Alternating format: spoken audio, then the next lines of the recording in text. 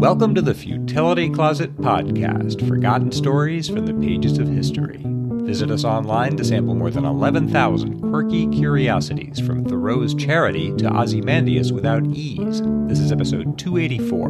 I'm Greg Ross. And I'm Sharon Ross. When Maria Marten disappeared from the English village of Polstead in 1827, her lover said that they had married and were living on the Isle of Wight. But Maria's stepmother began having disturbing dreams that hinted at a much grimmer fate. In today's show, we'll tell the story of the Red Barn, which transfixed Britain in the early 19th century. We'll also encounter an unfortunate copycat and puzzle over some curious births.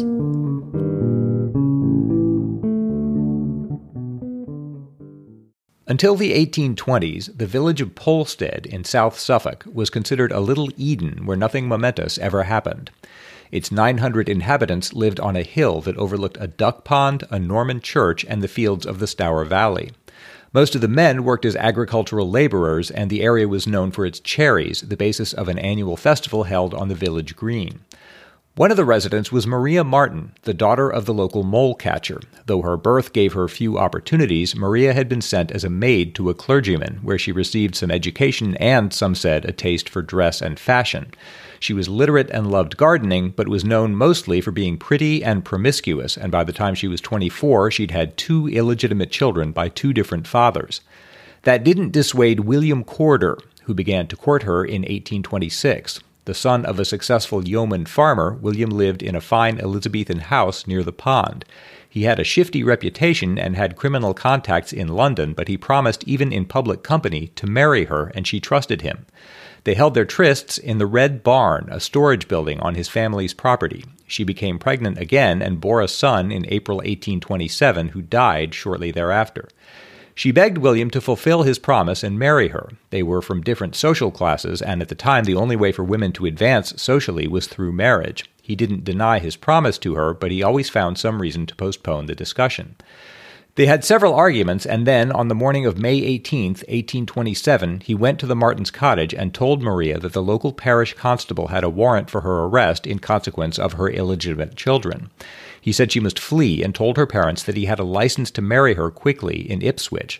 He convinced her to meet him that morning in the Red Barn, and Maria's stepmother heard him tell her to dress in men's clothes to avoid detection. The family didn't see Maria again after that day, but Corder frequently visited their cottage. Maria was in Ipswich, he told them, or Great Yarmouth. He passed along messages from her. He told them she was in good health but had a lame hand and so could not write to them herself. When they tried to write to her directly, these letters always seemed to fall into William's hands, and he would write back to allay their fears. But he said that she was healthy and happy and that he would marry her at Michaelmas after he'd supervised the family's harvest. Soon after the harvest came in, William received an inheritance that made him a rich man. He let it be known that he was very ill and must withdraw from Polstead to a health resort. During the months before his departure, he held the key of the Red Barn in his own keeping, a new practice that raised some suspicion. But shortly afterward, the Martens received a letter from him saying that he and Maria were now married and living on the Isle of Wight. He wrote on October 18th, Thomas Marten, I am just arrived at London upon business respecting our family affairs, and am writing to you before I take any refreshment, because I should be in time for this night's post, as my stay in town will be very short, anxious to return to her who is now my wife, and with whom I shall be one of the happiest of men. I should have had her with me, but it was her wish to stay at our lodging in Newport in the Isle of Wight, which she described to you in her letter, and we feel astonished you have not answered it, thinking illness must be the cause. He later claimed that the post office told him that Maria's letter had been lost. This and similar letters lulled the Martens' suspicion for some months. Perhaps Maria really had begun a new married life on the Isle of Wight. But that fall, after Maria remained silent, her father wrote to upbraid her. In her absence, the family had been looking after her surviving child, and they hadn't the money to continue this indefinitely. If she continued to neglect him, he said, they would have to apply to the parish. At this mention of the authorities, Corder sent them a sovereign, and after that they heard no more from him or from Maria. Now comes the oddest part of what is already a very odd case. One day, when Maria had been gone about 10 months, her stepmother said to her husband, I think, were I in your place, I would go and examine the Red Barn. He asked why, and she said, I have very frequently dreamed about Maria, and twice before Christmas I dreamed that Maria was murdered and buried in the Red Barn. He asked why she hadn't told him this before, and she said she hadn't wanted him to think she was superstitious. Thomas Marten put no stock in dreams, but she continued to press him, and on April 19, 1828, he got the permission of William's mother and went in with another man to search the barn. They raked and poked at the straw for some time before they noticed that one part of the floor didn't appear as solid as the rest. The earth there was loose and could be removed fairly easily. They dug down about 1.5 feet and discovered a human body wrapped in a sack. Through the sack protruded a green silk handkerchief. There is no record of Thomas's feelings at that moment. He went back to the house and asked what kind of handkerchief Maria had worn round her neck on the day she'd left home. His wife said a green one. The handkerchief had belonged to William Corder. An inquest was convened to look into the cause of Maria's death. Maria's family explained that they hadn't seen her since May 18th when she'd left home with William Corder, ostensibly to be married in Ipswich, and that he'd been evasive since then as to her fate. In view of this, the coroner suggested adjourning the inquest until Corder could be found. A local constable went to the city, where he teamed up with the intrepid police officer James Lee, the same man who later led the investigation into Spring-Heeled Jack, which we covered in episode 34. Together they tracked Corder to Ealing, West London, not the Isle of Wight, as he'd told Maria's family. There they discovered that he'd married another woman and opened a school for the reception of young ladies. Corder's new wife knew nothing about any of this, though she would later say that she had found her husband restless at times and that sometimes in his sleep he would moan and cry out incomprehensibly, which alarmed the boarders in their house. They returned to Polstead and the inquest was reconvened. Evidence placed Corder in the barn at the time of Maria's disappearance, so the jury passed a verdict of willful murder against him and he was sent down for trial at Bury St. Edmunds. By now, the whole affair had become a giant sensation, the focus of broadsides, traveling showmen, itinerant actors, puppet shows, peep shows, and print illustrations. Corder had already been judged guilty before the trial began, and clergymen were pressing him to repent and confess, even as his now pregnant wife dropped everything in London to attend him in jail.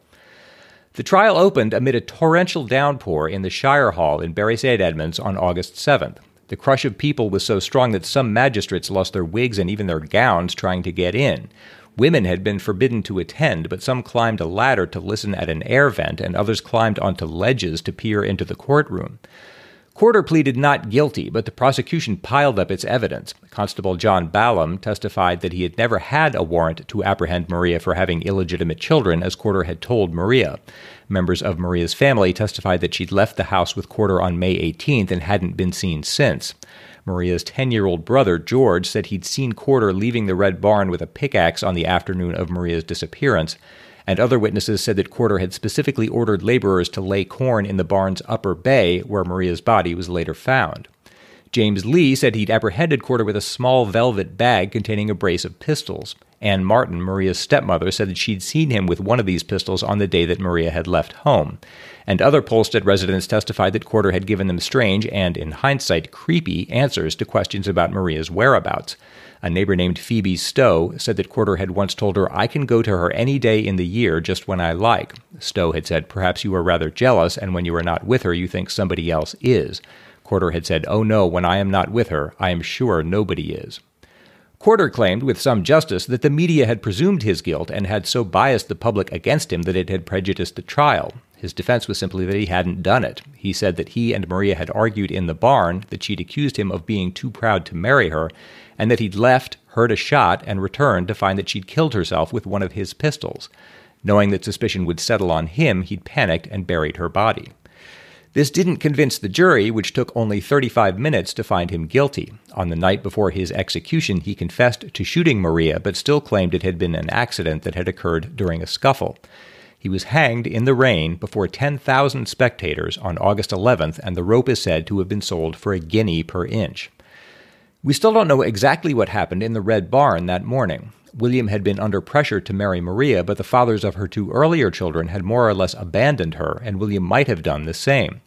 But there seems to have been some secret concerning the death of William and Maria's baby. They disappeared for 2 days with its body and later told people the baby had been buried at Sudbury, which turned out to be untrue. James Curtis, an extraordinarily thorough reporter who addressed himself to this case, thinks that perhaps the baby had not died of natural causes, as they'd said, but that Corder may have killed it deliberately. In that case, during their quarrels, Maria may have threatened to expose the crime, and William, facing that prospect, had resolved to kill her. Even that doesn't explain all this lame subterfuge, not fleeing and everything. A number of sources I've read wondered how on earth he hoped to get away with this. Basically, he just buried the body in a shallow grave in the most damning and likely spot, and then just went to London and advertised for a new wife. And that was the whole plan. The entire plan. I mean, when they caught him, he was boiling eggs. His wife and his mother-in-law were there, and he couldn't say anything. He didn't even have a story or an alibi. He didn't say he'd done it. He claimed he didn't know who she was, but that was ridiculous. It's just impossible to understand what his thinking was. Yeah. I don't know. This gruesome case stays gruesome even after its conclusion. After the execution, 5,000 people filed past Corder's body, which was dissected the next day before an audience of medical students at Cambridge. Corder's head was displayed at a 2-week London fair soon after the execution, and his skin was even used to bind a book about the trial. It bears the inscription, "The binding of this book is the skin of the murderer William Corder, taken from his body and tanned by myself in the year 1828. George Creed, surgeon to the Suffolk Hospital." In fact, the ghoulish sensation continued for decades. Merchants sold knickknacks, pictures, and song sheets. At least 4 ballads were published about William Corder, and a play about the whole story was performed to crowded houses for 75 years. Corder's skeleton spent many years in the Museum of the Royal College of Surgeons, but was finally removed in 2004 when a descendant of Corder claimed and cremated his remains 176 years after his execution. She told the Times of London, "I became very indignant and angry about the way Corder's death was handled and how he was treated. I felt it was only right to give him a Christian send-off that he was denied at the time." In Polstead, Maria Marten's gravestone has been devoured by souvenir hunters, so today a wooden sign tells visitors only that her body is buried somewhere nearby. Both Maria's cottage and William's house are marked with signposts, but the red barn was pulled down long ago. When I took up this story, I assumed that its most sensational feature would be Anne Marten's dreams. Her stepdaughter hadn't been seen for 10 months when Anne claimed to have dreamed of her murder in the barn, and her husband found that to be true. But none of the contemporaneous accounts make much of this, and some don't mention it at all. We covered a similar story in the case of the so-called Greenbrier ghost in episode 219. When a girl was discovered dead in Greenbrier County, West Virginia in 1897, she was presumed to have died of natural causes until her mother claimed that the dead girl had visited her and revealed that her husband had killed her. An autopsy supported this claim, and the husband was found guilty of murder. That makes a good story, but as we explained in that episode, it's not clear that anyone involved really believed the ghost story. The girl's mother suspected foul play, and the authorities already had their own suspicions and so agreed to exhume the body and examine it. The truth here may be similarly mundane. After Maria Marten had been gone for 10 months, her parents were naturally concerned and thinking about their child, and suspicion was beginning to settle on Corder. If he had killed her, the Red Barn would have been the natural place to hide the body, and hints had already been dropped that that's where it was. So it wouldn't be surprising if Anne Marten found herself dreaming about this. But if we're willing to speculate, there's a further possibility. Anne Marten was only a year older than Maria, and there were some rumors that she herself had been having an affair with William Corder. We have no evidence of that, but her dreams began only a few days after Corder took a new wife in London. So it would be consistent with the facts that Anne Marten knew that Maria's body was in the Red Barn, but kept quiet about it until she learned that William had married another woman. In her anger, she wanted to expose the murder, but didn't want to reveal her own knowledge of it, so she invented the dream and urged her husband to search the barn. Again, there's no evidence to confirm that theory, but if that's what happened, then she got away with it.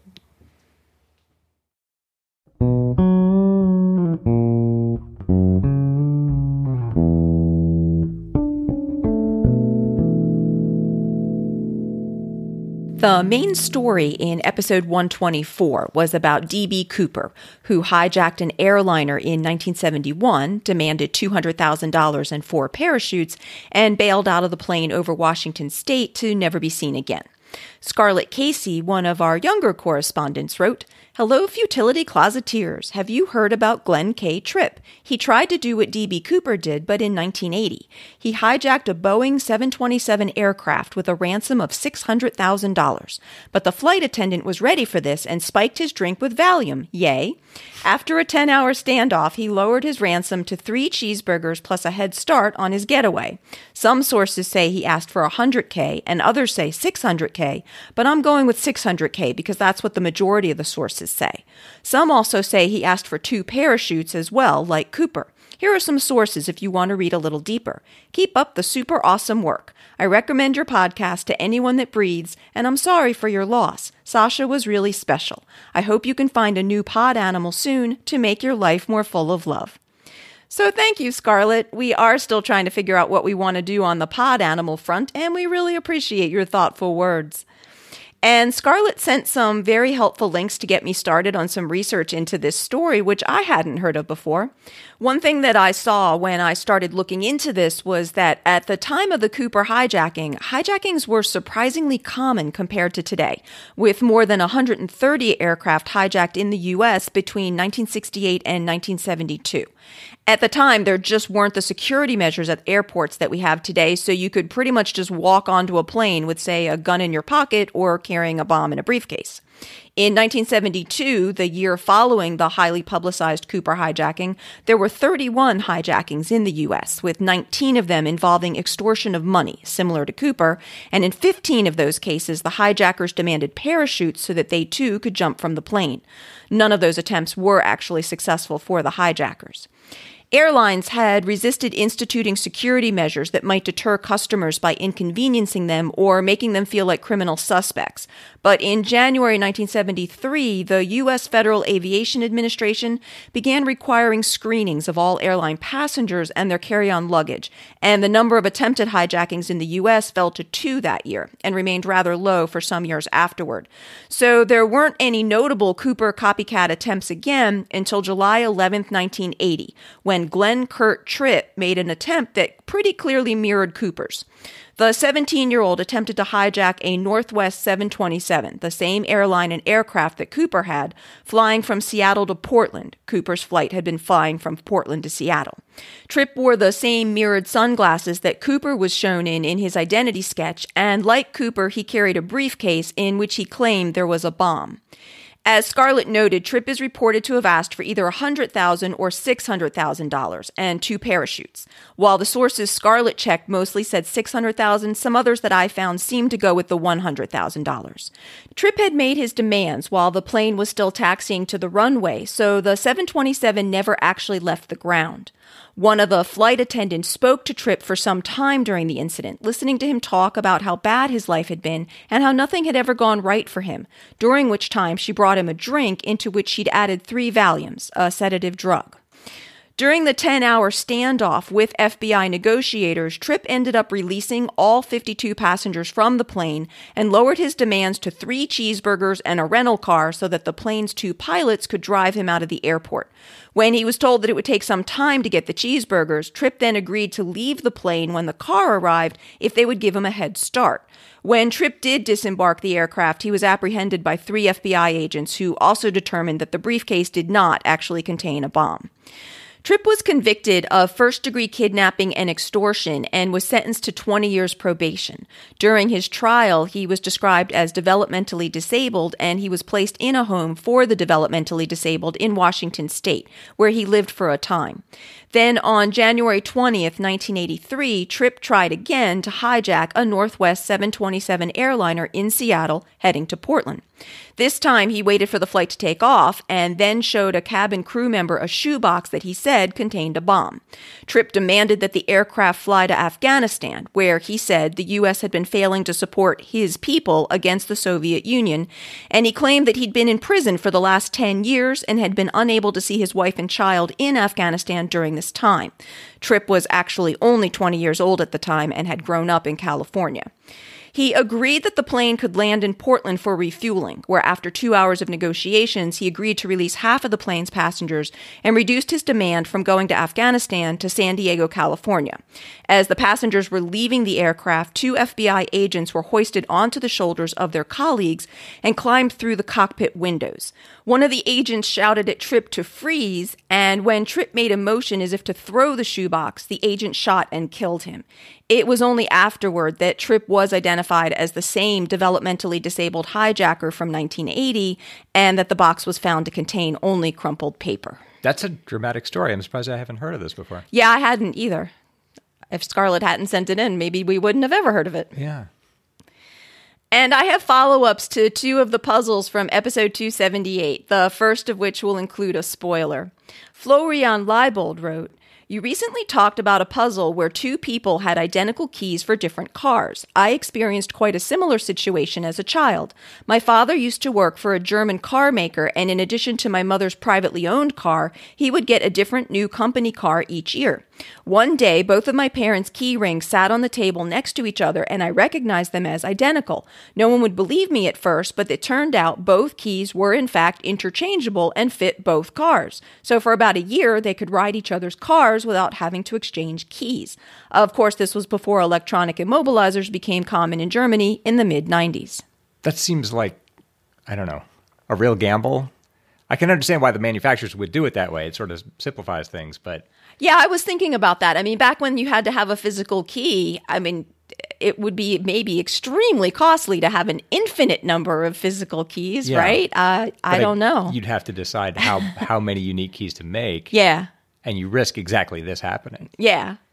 Well, or what happened in the puzzle where somebody actually got into the wrong person's car. Yeah.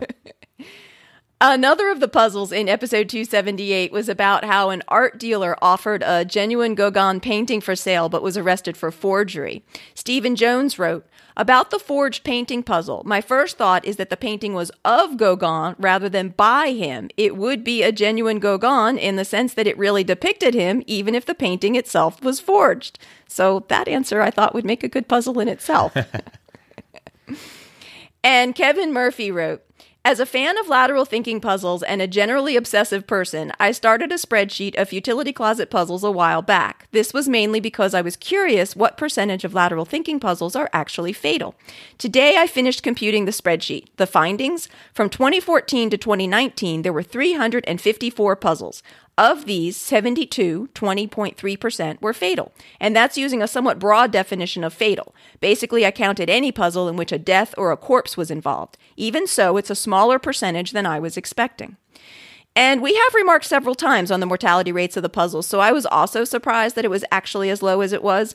And then it seemed to me that maybe the impression of the higher death rates had come from the earlier puzzles and that the more recent ones had been somewhat less fatal. So we asked Kevin about this, and he replied, there were more fatal puzzles in the early years. From 2014 to 2016, fatal puzzles accounted for 25.7%. From 2017 to 2019, fatal puzzles accounted for only 15.5%. And Kevin very helpfully sent us his spreadsheet, so I checked it and found that the earliest puzzles had an even higher death rate, as 30.8% of the puzzles from 2014 were fatal. So I guess it's nice to know we've been killing off increasingly fewer people in our puzzles. I was going to maybe we have the impression that there are a lot of them are fatal because we mention it from time to time. Yeah, well, I think we set off with, almost 1 in every 3 puzzles was fatal the first year. So I guess, and then you start looking for the fatal puzzles or noticing them. Yeah. Kevin also mentioned that 62.4% of the puzzles came from our listeners, and that by his count, more than 150 different listeners have had their puzzles read on the show. So thanks to all our listeners who've contributed puzzles. It really helps increase the variety, and I don't think we would have been able to come up with this number of puzzles on our own over the years. And we mention this from time to time, but if you've sent in a puzzle and haven't heard it on the show, please do feel free to try sending others. There are lots of reasons why puzzles don't make it onto the show, including that they get solved too quickly, or they take too long, or the person being asked the puzzle already knew the answer. And sometimes we just mess up, like the person posing the puzzle might give a wrong answer that ends up confusing the solver, or the solver just can't get anywhere at all. So many things can go wrong, and it doesn't mean that we didn't like your puzzle. Yeah, we only get one shot. I don't know if people think about this. We only get one chance at them, and then you can't do it again. You can't do it again. You have the answer. Thanks so much to everyone who writes to us. We really appreciate hearing your comments and updates. So if you have any that you'd like to send to us, please send them to podcast@futilitycloset.com. It's Greg's turn to try to solve a lateral thinking puzzle. I'm going to give him a strange-sounding situation, and he has to work out what's going on, asking yes or no questions. This puzzle comes from Ronald Gainey. There were an estimated 100 to 150 people born in the 1940s in New Mexico whose place of birth was listed on their birth certificates as P.O. Box 1663, Santa Fe. To be clear, this is not just the field for the parents' mailing address on the birth certificates, but their actual place of birth. Why? They were born in a P.O. box. Yes. Is that what you're saying? According to their birth certificates, they were. Okay, in the 1940s, you said 100 to 150. Yes. Is this related to World War II? Yes. Okay. How would you even, like, to returning soldiers somehow? No. I don't even know what I'm asking. Babies born in a P.O. box. Yes. Meaning physically that their mothers gave birth in something that was designated a P.O. box? That can't be what you mean. I don't think I mean what you're asking. All right. Okay. So let's say, all right, we said it's related to World War II. And I asked you if it was related to returning soldiers, and you said no, right? Right. Which means, okay, were they born to parents where the father was a soldier, was fighting in the war? That is not correct. So did this happen during wartime? You said it was in the 40s. Yes. Okay, so were both parents in New Mexico at the time of the birth for each of these cases? Yes. But it's related to the war somehow? Yes. Was this in some way, this plan, was it intended to help the war effort in some weird way? Or in some sensible way? Let's say in some very indirect way, but I'm afraid of misleading you. But you could make a case for arguing that. All right. You said that this wasn't, can you read the latter part again? You said that they were actually, in some real sense, born to a P.O. box. He wrote, to be clear, this is not just the field for the parents' mailing address on the birth certificates, but their actual place of birth, meaning the line for the place of birth, not just the line for somebody's mailing address. Okay. Like there's a line on the birth certificate for where you were born. And that lists the P.O. box? Yes. Was the hospital assigned a P.O. box? Was that designating the hospital? No. Were the babies born in a hospital? Probably. Okay. But there's more to it than that. Was it some part of the hospital, like the No. Okay. So they were born conventionally as they would have been otherwise. Yes. In a hospital. I'm presuming so, yes. But for some reason, on the birth certificate, yes, the place of birth was listed as this specific P.O. box. And they all had the same P.O. box. Do I need to know more about the kids' identities? No, I don't think so. There's too many of them to be related in any way. Right. It was just sort of a random group of kids that were born in a certain period. Is that I right? wouldn't say that. So they had something in common. I would say that, yes. Besides being born in New Mexico in the 40s, during World War II. Something a little more specific than that. Were they related biologically? No. Were they born in the same certain time period, besides the 40s? Something more restricted than that? I would say probably it was more specifically during World War II. So, but I don't know more specifically than that. It might have been just that. I mean, that's not enough kids in the whole state to be born. No. It's not all the kids born during World War II. Sorry. It's some of them. Yes. So they must have had something else in common. I was thinking, did it cover the whole 40s? And I don't think it covered the whole 1940s. Okay. Was it all the babies born in New Mexico in this particular hospital during the war? Probably. Yes. If I understand the question correctly. Yeah, I think so. I'm just trying to get my arms around what they have in common. I don't know that it was one hospital. Would you say that the kids benefited in some way from having this happen? Or the parents did? No. Did this lead to something else happening down the road, like when they grew up, or no? It gave them some privilege that they wouldn't have had? No. This isn't something that I think the parents or the families would have chosen deliberately. Did the parents know it was happening when it happened? Very possibly. Before they got the birth certificate? I think it wouldn't have surprised them. But they didn't arrange for it? Correct. Themselves? Or ask for it or want it specifically. Did the government arrange for this? Yes. Not the hospital? Probably not, yes. The state government? Probably not. Some more local? No. The federal government? Probably, yes. But only in New Mexico? This is more specifically. Not just, more specifically than New Mexico. But it's the federal government? Yes. The federal government designated that this would happen in some area within New Mexico? Yes. Did this have to do with like a reservation, something like that? No, but something along those lines. Some sort of designated place. Something more connected to World War II. An army base, something like that? Some military base? Sort of. Not exactly. But more along those lines. Or a ship, something like that? No. I think I've asked this. I know they were in the country. Were the parents in the military? Probably not. I mean, they might have been. Some of them might have been, but some of them were not. So that wasn't it. Why would the government? So if the government hadn't taken that action, they'd just be given the place of birth of, I guess, the hospital. Yes. Yes, but the government didn't want that known. The government didn't want the place of birth of these babies known. Listed on their birth certificates, yes. Because they were born, because the location of the hospital was classified in some way? Yes. They didn't want it to be recorded that babies were being born there? Yes. Yes. Because they were what, illegitimate births, something like that? No, this is more directly tied to World War II. Is it that they didn't want people to know that there was a hospital there at all? Yes. Because it was a military hospital? Did I just ask you that? Yeah, it was not quite a military hospital. Some classified, like spy-related CIA or something facility. Yeah. I'll just tell you. Ronald said the Manhattan Project, which involved a number of sites around the country, had its most famous location at Los Alamos. I should have thought of that. Where the bombs were actually assembled and tested. While the facility ultimately housed thousands of people and constituted an actual city out in the remote New Mexican desert and had its own medical personnel, hospital, etc., its very existence was top secret during the war, and it did not appear on any maps or official public records. Any correspondence to people working there was directed to one of two mailboxes in Santa Fe, one for the military and one for civilians. The thousands of people consisted of men and women. As will happen, people met, some became couples, and babies were born.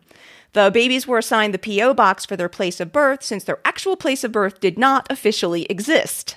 I kept thinking, why New Mexico? I should have put that together. From what I read on this, a historian for the Los Alamos National Laboratory said that it actually was a real problem that they went from a place in the middle of nowhere where pretty much no children were ever born to having 8 or so births a month, which would look really suspicious. So they just couldn't use Los Alamos on the birth certificates. That's an interesting solution. So thanks so much to Ronald for that puzzle. And if anyone else has one for us to try, please send it to us at podcast@futilitycloset.com. Futility Closet is supported entirely by our incredible listeners. If you would like to help support our celebration of the quirky and the curious, please check out our Patreon page at patreon.com/futilitycloset or see the support us section of the website at futilitycloset.com.